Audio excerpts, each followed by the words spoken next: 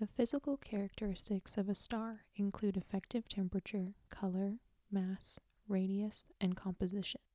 For example, for an F-type star, temperatures can range from 6,000 to 7,000 Kelvin. The color can appear yellow or white, and spectral lines indicate its composition consists of hydrogen, potassium, and calcium-1. For late F stars, iron-1 and chromium-1 also appear in the spectral lines.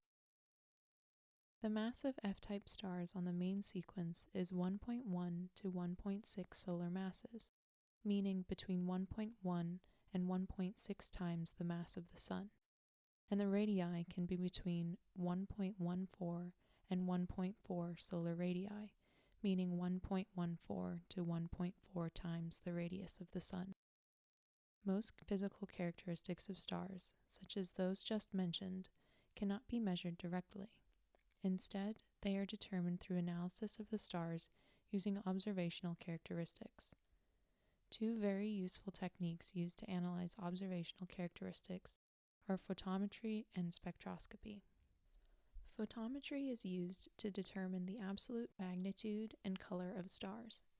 For example, during a transit event, meaning an orbiting body crosses between the line of sight of the observer to the star, the brightness of the star will change. The energy emitted from the star that reaches the observer is known as flux. We can plot the flux during a transit event to produce a light curve for the star. Here, the flux is normalized and plotted on the y-axis, while the phase is plotted on the x-axis. Such graphs are also useful in determining the radius of stars. Spectroscopy plots flux against wavelength to show spectral lines and features of stars. In absorption spectroscopy, the peak wavelength can be used to find the effective temperature of a star. Any dips in the curve produced by absorption spectroscopy represent points at which the light at the wavelength is absorbed by the star. Stars are not static objects. They evolve and pass through a series of life stages that have characteristic properties. Astronomers use these characteristic properties to determine where stars are in their development. Physical and observational characteristics of stars are used to create models which aid in the understanding of stellar evolution. One such aid is the Hertzsprung-Russell diagram, more commonly known as an HR diagram. This is the most commonly used model among astronomers, as it allows astronomers to extract information about stellar interiors and the stages of stellar evolution. The HR diagram is a plot consisting of a star's absolute magnitude on the y-axis and the star's effective temperature on the x-axis. All spectral classes may be plotted on an HR diagram to show a comparison of trajectories for all spectral classes. The main sequence is a commonly used term in astronomy and refers to the stars that are in a stable phase of their lives because they have attained and maintain a balance between gravity and nuclear fusion. The zero-age main sequence, or ZAMS for short, is the time when a star first joins the main sequence on the HR diagram. This is also known as the time when hydrogen becomes the dominant energy production process for energy radiated by the star. The ZAMS track can be plotted to represent where stars will be on the HR diagram when they enter the main sequence. Isochrone is another well-known term in astronomy. An isochrone is a theoretical curve on the HR diagram that shows stars with the same age but different masses. Stars of a particular isochrone will have formed at the same time, but have a different physical characteristic. Their masses will be different.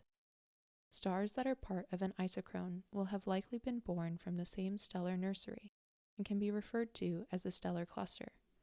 Isochrones appear as a curve on the HR diagram, and it allows astronomers to estimate the age of the stellar cluster. Properties of stars, along with the ZAMS and the isochrone tracks, can illustrate the lifespan and trajectory of stars when plotted. According to a paper written by Turcotte in 1998, the mass of the star affects the length of time the star spends on the main sequence. F-stars fit into a category with a characteristic range of mass, but not every F-star will have the same mass. It has been observed that F-stars have a lifespan ranging from 1.1 times 10 to the 9 years to 8.9 times 10 to the 9 years, and thus defines their time spent on the main sequence. During this time, hydrogen fuses in their core, promoting growth in the size and luminosity of the star. Once all the hydrogen in the core is depleted, the star becomes inert, and the star enters the next stage of its life. The end of hydrogen fusion can be observed on the HR diagram as the turn-off point, where the apparent magnitude stops increasing. Following its departure from the main sequence, F-stars will enter what is called the subgiant branch. During the subgiant branch, the star will gradually cool as the inert core starts to contract. Hydrogen is no longer fusing in the core at this stage. The star enters the red giant branch when hydrogen shell burning begins. The core is still contracting in this stage, but now the hydrogen surrounding the core has begun to burn, which causes the outer layers of the star to expand. Ultimately, the star will become more luminous during this stage. The core will continue to contract until it reaches at least 0.5 solar masses, at which point it will have reached a temperature close to 100 million Kelvin. An explosion will occur in the core, marking the onset of helium degeneration. This is termed a helium flash. Stars reach the horizontal branch stage when helium fusion begins in their core. In this stage, the core contracts and the outer envelope of the star expands. At the end of this phase, the core will be composed of mostly carbon and oxygen as a result of the helium fusion. Because F-stars are less than 8 solar masses, convection will occur in the interior of the star. Helium shell burning marks the beginning of the asymptotic giant branch stage, also known as the AGB stage. Here, the star will begin to pulse and gradually shed material with each pulsation. In the post-AGB stage, the star will appear hotter and continue to expel its envelope. It is in this stage that the planetary nebula begins to form with a star at its center. When a star reaches the post-AGB stage, it will have two options. A. Become a white dwarf, or B. Become a black hole or neutron star. The path it takes depends on the initial mass of the star. If the initial mass is less than 8 solar masses, it will become a white dwarf. Conversely, if the star is greater than 8 solar masses, it will follow the route to becoming a black hole or neutron star.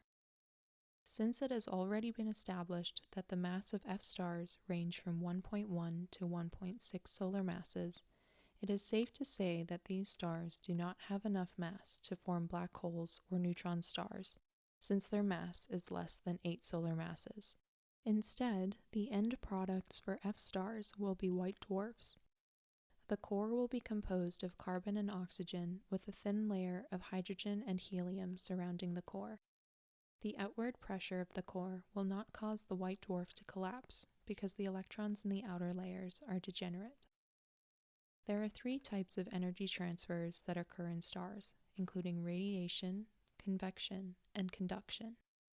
Stellar structures are mostly dominated by radiative transfer and are governed by the energy transport equation. Again, the radius, temperature, and luminosity of characteristic F-stars can be plotted as a function of age to examine how the star's structural features change during their lifetime. Now for some notable information about F-stars. The most famous F-star is Polaris, or as you may know it, the North Star. Polaris is a triple star system, where all 3 stars are of the F-type. It is located about 433 light-years from Earth and is part of the constellation known as Ursa Minor. The first star in the Polaris triple star system is known as Polaris AA. This star is an F7 spectral class supergiant with a mass of 5.4 solar masses. The second star, Polaris AB, is an F6 spectral class F-type star with a mass of 1.26 solar masses. Finally, Polaris B is part of the F3 spectral class and has a mass of 1.39 solar masses.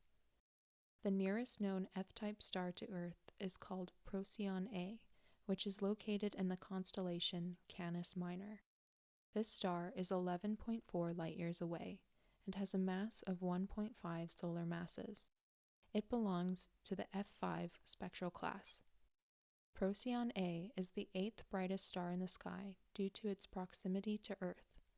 This star, along with Sirius and Arcturus, led to the discovery of proper motion by Edmund Halley, the same astronomer and mathematician who was the first to calculate the orbit of the comet that was later named after him, Halley's Comet. F-type stars are also found in binary star systems. Porrima, for example, is a binary F-type system where both stars belong to the F0 spectral class. Porrima is located in the constellation Virgo and is located about 38 light-years away from Earth. The second brightest star in the night sky is an F-type supergiant known as Canopus. This star belongs to the constellation Carina. It has a mass of 8 solar masses and is located 310 light-years away from Earth. If you are interested in reading more about any of the topics discussed in today's lecture, feel free to visit the bibliography posted in the description. This has been an episode of Fall Asleep to Science. Thank you for listening.